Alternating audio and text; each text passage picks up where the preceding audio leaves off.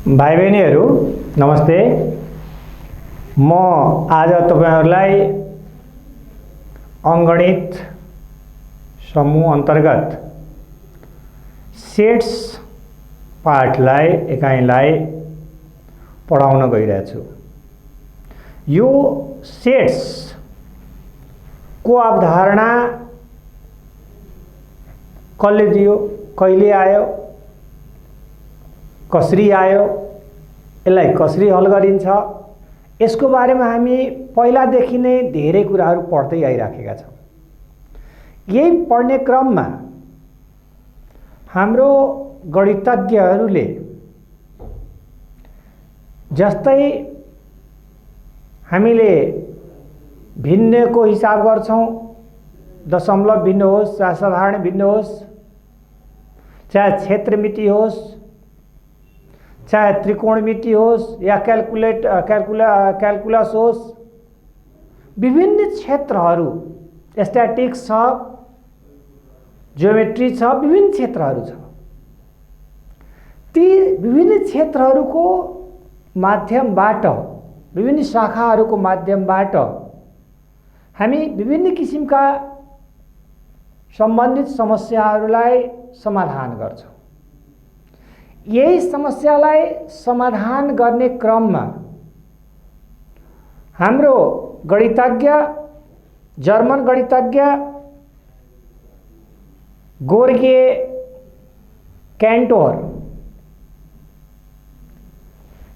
क्यान्टोरले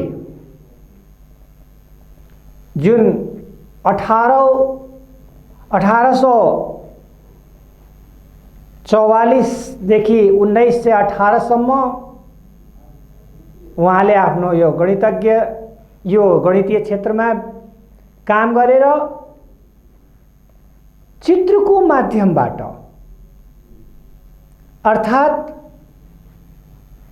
समूहको अवधारणालाई, समूहको आधारभूत अवधारणाहरूलाई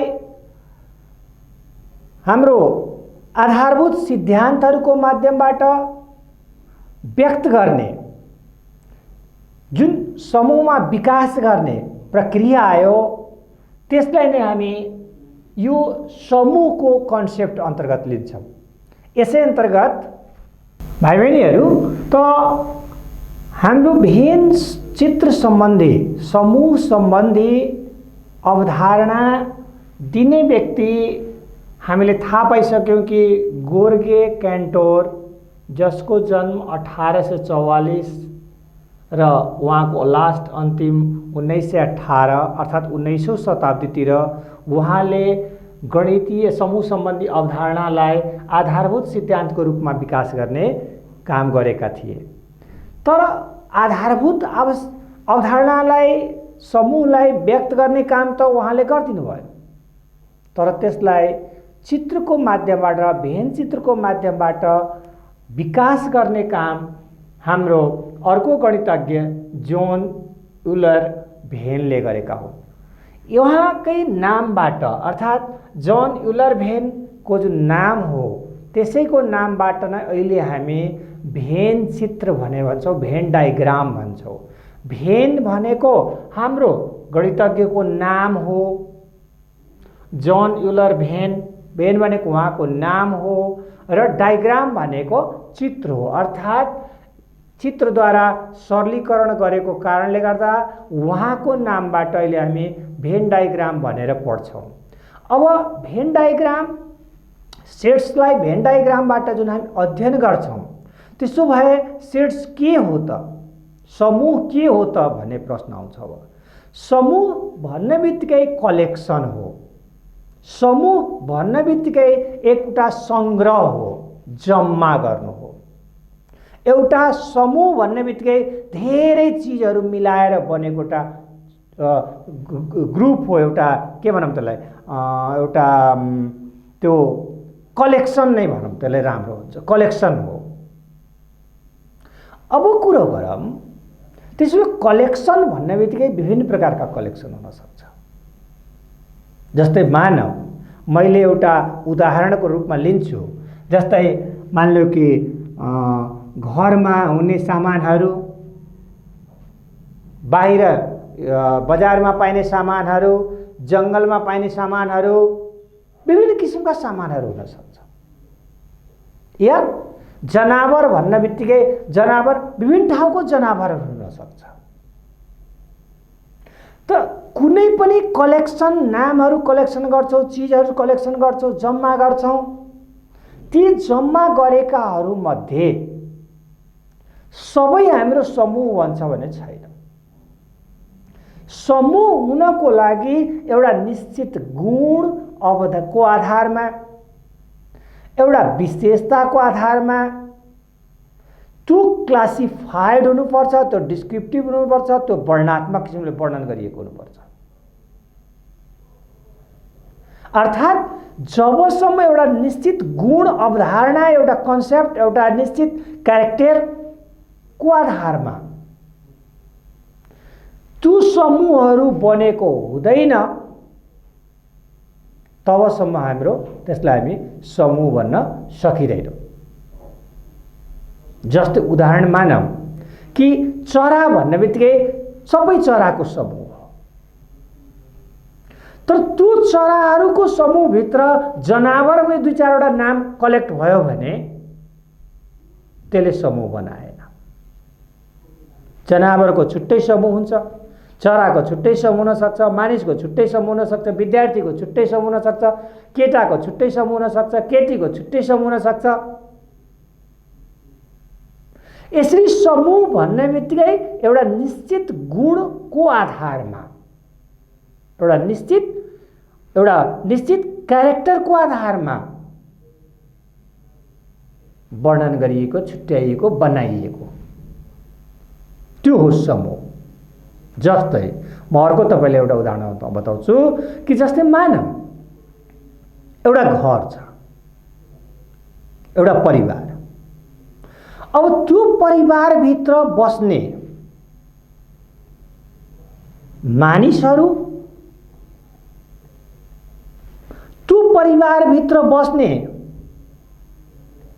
हरेक चीजको एउटा निश्चित गुण हुन्छ। जस्तै मानौँ, एकछिनलाई मानौँ एउटा घरमा भएका कसैको एउटा सानो भाँडो लिने हो भने यो भाँडो फ्लानोको भने एउटा गुणको आधारमा भन्छु नि, फ्लानो भने व्यक्ति हो। एउटा घरमा बस्ने एउटा कुनै सामान देखाएर यो फ्लानोको सामान हो भनेर नै भन्छ। त्यसो भए उससँग युजेज भएका, उसकोसँग रिलेसन भएका, सम्बन्ध भएका जे जति कुराहरू छन् त्यो सबै उसको समूह हो। त्यसो भए समूह भन्ने बित्तिकै ठुलो हुन्छ, जसलाई हामी सर्वव्यापक भन्छौँ। अब सबै किसिम अटाउने किसिमका पुरै ठुलो सागर जस्तै त्यो सागरभित्र, त्यो ठुलो समूहभित्र साना साना समूहहरू हुन सक्छ। जस्तै मानौँ त्यो घरभित्र, एउटा परिवारभित्र, समाजभित्र साना साना परिवारको एउटा समूह हुन सक्छ। यसरी एउटा ठुलो समूहभित्र, एउटा ठुलो घेराभित्र सानो सानो घेराहरू पनि हुन सक्छ। त्यसो भए समूह के हो त भन्दाखेरि, भाइ बहिनीहरू, त्यसो भए समूह के हो त भन्दाखेरि हामी सजिलै भन्न सक्छौँ अब कि निश्चित गुण र विशेषताका आधारमा स्पष्टसँग परिभाषित गर्न सकिने वस्तुहरूको सङ्कलनलाई नै समूह भनिन्छ। त्यसो भए समूहमा दुईटा कुरा क्लियर हुनुपर्छ। त्यो के हुनुपर्छ भने स्पष्टसँग परिभाषित गर्न सकिएको हुनु पर्यो। जबसम्म त्यसको गुण विशेषताको आधारमा स्पष्टसँग त्यो वर्गीकरण हुँदैन, परिभाषित हुँदैन र त्यो कलेक्टर सङ्कलनलाई, वस्तुहरूको सङ्कलन जम्मा गरिएको, कलेक्ट गरिएको हुँदैन, तबसम्म त्यसलाई हामी समूह भन्दैनौँ।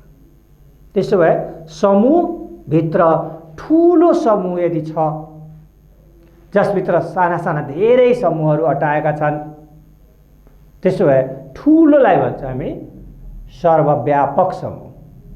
सर्वव्यापक समूह, सर्वव्यापक समूह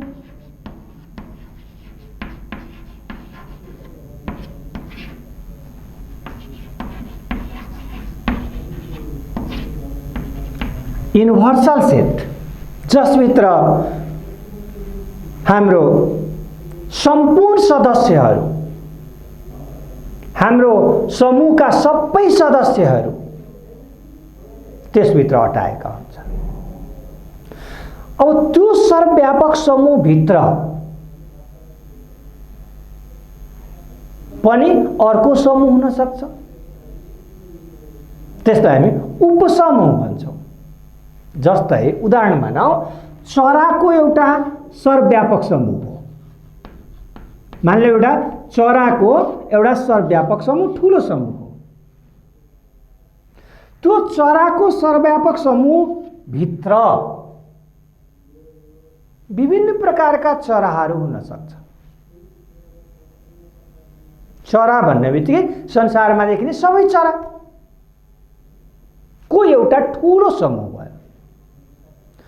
त्यो भित्र साना साना चराहरू, अनेक किसिमका चराहरू जुन हामी देख्छौँ त्यसका एउटा छुट्टै छुट्टै समूह हुन्छ र त्यो सानो सानो जुन समूह हो त्यसलाई भन्छौँ उपसमूह भन्छौँ। त्यसो भए उपसमूहहरू मिलेर बनेको हुन्छ सर्वव्यापक समूह। र यसरी समूहभित्र भएका जुन सदस्यहरू छन्, इलिमेन्टहरू छन्, सङ्ख्याहरू छन्, त्यसलाई समूहको सदस्य भनेर भन्छौँ, एलिमेन्ट अफ सेट्स भन्छौँ। जस्तै मानौँ चराको एउटा सर्वव्यापक समूह छ। अब त्यो चराभित्र काग, बकुलो, परेवा, कुखुरा इत्यादि इत्यादि को छुट्टा छुट्टै समूह छ। तर ती सबै चराहरू जति पनि हामी कलेक्ट गरेका हुन्छौँ, सङ्कलन गरेका छौँ, त्यो सबै सदस्य हुन् कसको? त सर्वव्यापक समूहको। र त्यो सर्वव्यापक समूहभित्र बनेका जुन साना साना समूहहरू छन्, जस्तै परेवाको एउटा समूह, कागको एउटा समूह, कुखुराको एउटा समूह, बकुलाको एउटा समूह, त्यो जुन चराहरू अलग अलग गुणको आधारमा, त्यसको विशेषताको आधारमा जुन हामी छुट्याउँदै गयौँ, तिनीहरू चरा भनेको सर्वव्यापक समूहको उपसमूहहरू हुन्। भाइ बहिनीहरू, त्यसो भए हाम्रो सर्वव्यापक समूह भन्ने बित्तिकै अब हामी क्लियर भइसक्यौँ कि सम्पूर्ण उपसमूहहरू जुन समूहबाट बनेका छन् त्यही समूहलाई ती उपसमूहहरूको सर्वव्यापक समूह भनिन्छ भन्ने कुरा क्लियर भयो। त्यसो भए समूह उपसमूह के हो त भन्दाखेरि सर्वव्यापक समूहहरूबाट बन्न सक्ने समूहहरूलाई नै के भन्छौँ त? उपसमूह भन्छौँ। अब कुरा गरौँ, त्यसो भए समूहमा सर्वव्यापक समूहलाई हामी युनिभर्सल सेट अर्थात् यसलाई हामी युले सङ्केत गर्छौँ। यु, जसलाई एउटा रेक्टेङ्गल बक्समा यसरी हामी यसलाई रेक्टेङ्गल एउटा आयताकार बक्स जस्तै बनाएर यसलाई हामी सर्वव्यापक समूहको संज्ञा दिन्छौँ, यसलाई चित्रमा व्यक्त गर्छौँ। अब यो सर्वव्यापक समूह हो भने यो भित्र भएका अन्य समूहहरू, उपसमूहहरूलाई हामी यसरी सर्कल बनाएर व्यक्त गर्छौँ, जसलाई डिनोटेट गर्नलाई ए ठुलो अक्षरका अल्फाबेट अर्डरका ठुलो अक्षरहरू ए बी सी डी यिनीहरूमा व्यक्त गर्छौँ। र यसरी समूह उपसमूहहरूलाई हामी समूह र उपसमूहहरूलाई ठुलो अक्षरले व्यक्त गर्छौँ भने त्यसका सदस्यहरूलाई साना अल्फाबेटले रिप्रेजेन्ट गर्छौँ। जस्तै मानौँ ए बराबर, मानौँ कि यसरी ब्र्याकेटमा A B C D E लेखेँ मैले। अब यो A B C D E A का सदस्यहरू हुन्। अब यो ए का सदस्य ABCDE यसरी हाम्रो यो A का सदस्यहरू भए र यी सदस्यहरूलाई व्यक्त गर्ने क्रममा यसरी मजौलो कोष्ठभित्र ब्र्याकेटभित्र प्रत्येकलाई यसरी हामी कमाले छुट्याएर प्रत्येक सदस्यलाई व्यक्त गर्छौं। अब त्यस्तै नै मानौं यसभित्र अर्को पनि एउटा सदस्य छ, उपसमूह छ, मान लो B, जसका सदस्यहरू C, D, E, F छ र यो सबैमा नभएको मान लो G, H पनि छ भनौं। त्यसो भए यहाँनिर युनिभर्सल सेट का सदस्यहरू A, B, C, D, E, F, G र H यो हाम्रो युनिभर्सल सेट का सदस्यहरू र यी सदस्यहरूबाट मध्येबाट साना साना समूहहरू बनेका छन्। ती सदस्यहरूको समूह जस्तै A एउटा समूह बनेको छ, B एउटा समूह बनेको छ। त्यसो भए यो जुन समूहहरू दुईटा बन्यो त्यसलाई हामी उपसमूह भन्छौं, सबसेट भन्छौं। अर्थात सबसेटहरू उपसमूहहरू समूह हाम्रो युनिभर्सल सेट भित्र पर्दछन् भने हामी क्लियर हुन्छौं। भाइ बहिनीहरू, अब हामी समूहका क्रियाहरू, सर्वव्यापक समूह, उपसमूहहरूको बारेमा बुझिसकेपछि समूहका क्रियाहरू अर्थात समूहहरूभित्र जस्तै जोड घटाउ गुणा भागका क्रियाहरू गणितमा हुन्छ त्यस्तै नै समूहका पनि 4 वटा क्रियाहरू हुन्छ।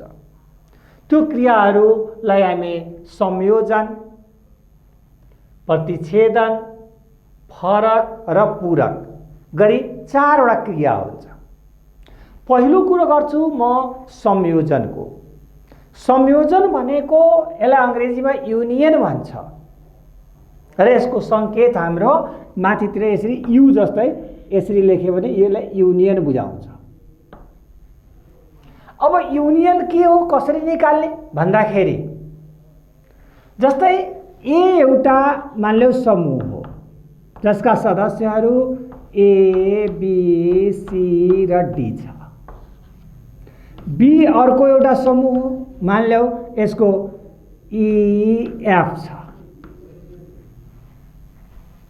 अब यहाँनिर A र B का सदस्यहरूलाई राम्ररी हेर्दा न A का सदस्य B मा छ न B का सदस्य A मा छ। यसलाई जब हामी चित्रमा देखायो भने A र B यस किसिमको देखियो। A एउटा सेट, B एउटा सेट। A का सदस्यहरू A, B, C, D, B का सदस्यहरू E र F। त्यसो भए A र B का साझा सदस्य छैन। A र B दुवैमा रहेको साझा कुनै पनि सदस्य छैन भने यस्तो सेटलाई हामी नखप्टिएको सेट भन्छौं।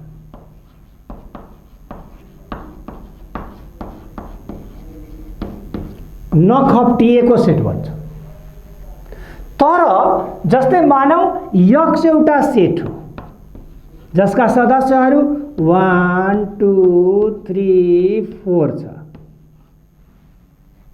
Y एउटा सेट छ जसका सदस्यहरू 3, 4, 5 छ।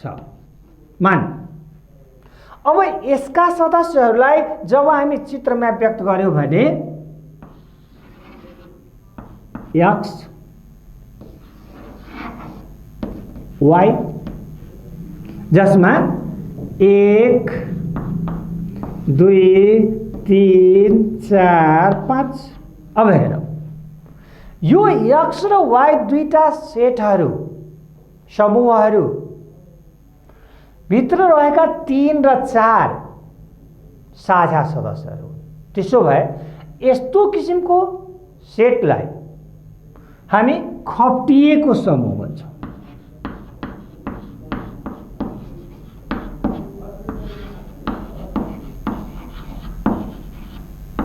खप्टिएको समूह भन्छ। अब खप्टिएको वा नखप्टिएको समूह हुन सक्छ। त्यसो भए खप्टिए वा नखप्टिएको सेटहरूबाट हामी संयोजन कसरी निकाल्ने, युनियन अफ सेट कसरी निकाल्ने त भन्दाखेरि युनियनको अर्थ हो साझा वा बाँकी, अर्थात् दुईवटा सेटहरू छ भने, जस्तै ए एन्ड बी, ए एउटा सेट हो, बी एउटा सेट हो र यसको युनियन निकाल्नु छ भने हामी ए युनियन बी लेख्छौँ। त्यसो भए ए युनियन बी का सदस्यहरू कहाँ हुनु पर्यो त? या त ए मा हुनु पर्यो, या त बी मा हुनु पर्यो, या त दुवैमा हुनु पर्यो, और बोथ। युनियनको अर्थ हो ए मा भएका सदस्यहरू अथवा बी मा भएका सदस्यहरू अथवा दुवैमा भएका ए र बी, ए बी और बोथ, ए मा भएका, बी मा भएका र सबै दुवैटैमा भएका सबै हुनुपर्छ। त्यसो भए ए युनियन बी यहाँ के हुने भयो त? अर्थात् दुवैमा भएका त कुनै पनि छैन। त्यसमा ए मा भएका A B C D, B मा भएका ई एफ। यसरी हाम्रो यो जुन सदस्यहरू भएका समूह बन्यो, त्यो सदस्यका समूह भनेको ए युनियन बी को समूह हो। त्यसो भए ए युनियन बी केबाट बन्यो? ए र बी उपसमूहबाट बन्यो। यो पनि एउटा समूह बन्यो, तर कस्तो समूह? ए र बी उपसमूहहरूबाट बनेको समूह भयो। त्यसो भए यो ठुलो भयो, यिनीहरू सानो भए, अर्थात् सर्वव्यापक समूह ठुलो हुन्छ, उपसमूह सानो हुन्छ। त्यस्तै नै हामी खप्टिएको अवस्थामा पनि परिभाषा उही हो, ए मा भएका, बी मा भएका अथवा दुवैमा भएका। त्यसो भए यहाँनिर एक्स युनियन वाई बराबर के हुने भयो त? एक्स मा भएका 1 2, वाई मा भएका 5, दुवैमा भएका 3 4। त्यसो भए एक्स युनियन वाई बराबर के हुने भयो त? 1 2 3 4 5। अर्थात् यी सदस्यहरूबाट बनेको जुन एक्स युनियन वाई हो, त्यसका एलिमेन्टहरू या त ए मा हुन्छ, या त बी मा हुन्छ, या त दुवैमा हुन्छ। यसरी हामीले युनियन फाइन्ड आउट गर्छौँ, दुईटा सेटहरूका युनियन। अब यो युनियन जस्तै नै हामीले प्रतिच्छेदन भनेको इन्टरसेक्सन। अब इन्टरसेक्सन भन्न बित्तिकै खप्टिएको, साझा भएको, जस्तै यो सेट साझा त छैन, त्यसो भए यहाँ यस्तो बेलामा इन्टरसेक्सन हुँदैन। अर्थात् यस्तो बेलामा इन्टरसेक्सनको सदस्य भनेको 0 हुन्छ, नल हुन्छ, इम्प्टी हुन्छ, कुनै पनि सदस्य यसमा छैन। र इन्टरसेक्सनलाई हामी यसरी तलतिर इन्टरसेक्सनको संकेत दिन्छौँ। त्यसो भए यहाँनिर ए इन्टरसेक्सन बी के हुने भयो त? यो हाम्रो यसरी खाली समूह, खाली कुनै पनि सदस्य नभएको यस्तो बेलामा।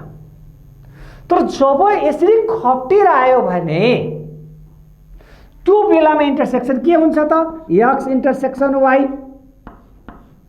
बराबर के हुने भयो त? इन्टरसेक्सन भनेको साझा दुवैमा भएको। त्यसैले दुवैमा भएको यहाँ के हो त 3 4 हो। यो भाग हो खप्टेको।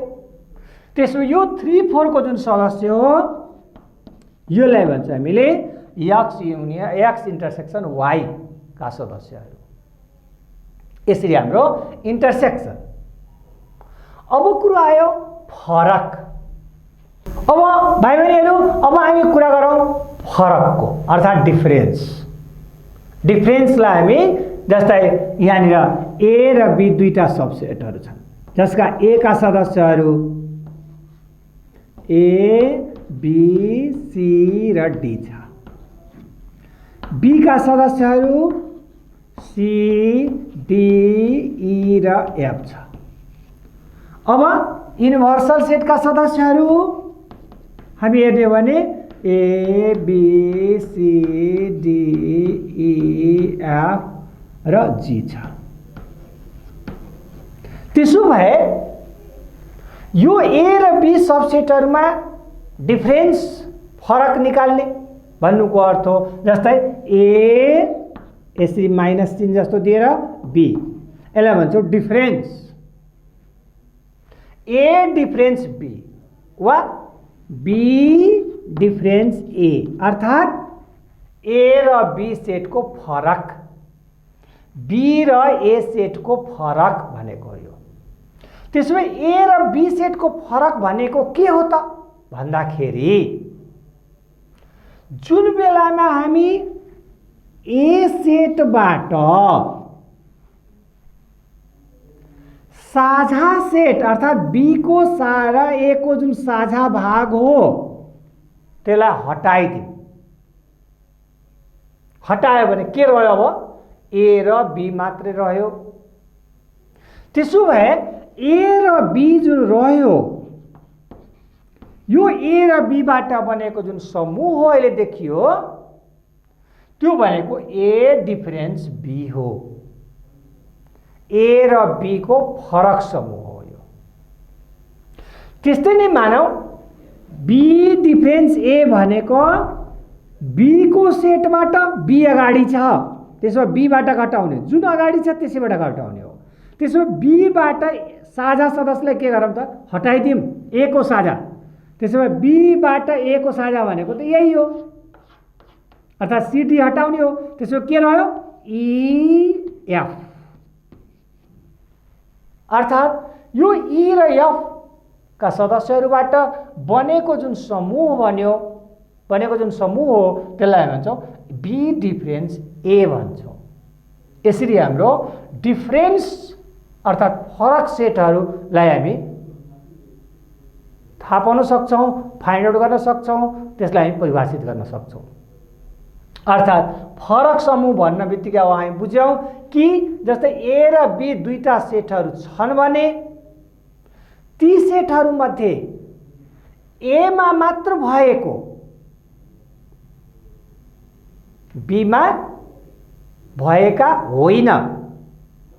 a मा मात्र भएका सदस्यहरूलाई नै हामी a डिफरेन्स b भन्छौँ जसलाई हामी a मा भएको मात्र अर्थात् यसरी ओन्ली a पनि भन्छौँ। यसले भन्छ ओन्ली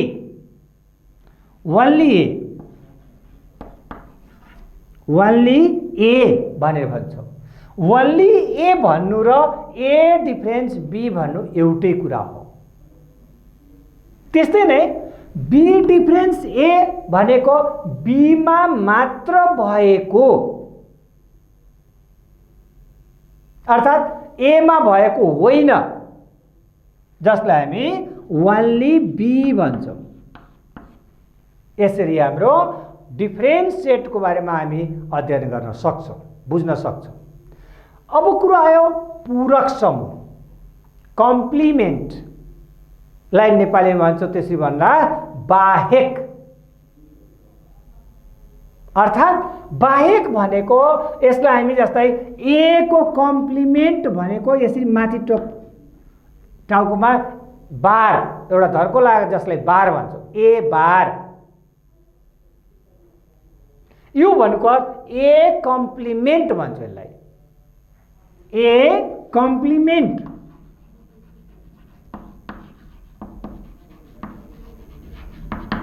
ए कम्प्लिमेन्ट भन्छौँ। अब यो कम्प्लिमेन्ट भनेको के त भन्दाखेरि ए बाहेकका सदस्यहरू, जस्तै ए कम्प्लिमेन्ट भनेको ए भनेको यो पुरै हो, यो पुरै हो ए। अब यो बाहेक के रह्यो त भन्दाखेरि ई एफ जी रह्यो। त्यसो भए ए कम्प्लिमेन्ट भनेको के हो त ई एफ जी हो।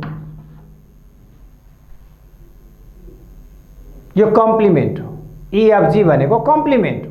कसको? ए को कम्प्लिमेन्ट हो। त्यस्तै नै बी को कम्प्लिमेन्ट के हो त? अब विचार गरौँ। बी को कम्प्लिमेन्ट भनेको जस्तै यो ए बी यहाँ सी डी थियो। अब बी कम्प्लिमेन्ट भनेको के हो त भन्दाखेरि बी बाहेक, अर्थात् यसलाई हटाइदिनु पर्यो, यी यसलाई हटाइदिनु पर्यो। कसलाई हटाइदिनु पर्यो? सी डी ई एफ लाई हटाइदिनु पर्यो। त यो बाहेक के रह्यो त ए बी जी रह्यो। त्यसो भए बी कम्प्लिमेन्ट भनेको के हो त बी ए बी जी। यसरी यो कम्प्लिमेन्ट पूरक समूह। जस्तै मान्य एक्सलाई उदाहरण लियौँ। अब मैले लेखेँ ए युनियन बी को कम्प्लिमेन्ट के हो त? ल विचार गरौँ। अब ए युनियन बी भनेको त हामी पढिसक्यौँ। ए मा भएको, बी मा भएको, दुवैमा भएको। त यसो भए ए युनियन बी भनेको त यो पुरै हो, A B C D E F A union B हो।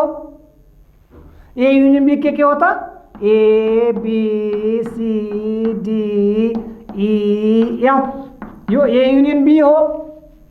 अब यसको कम्प्लिमेन्ट भनेको यो बाहेक के छ त जी छ।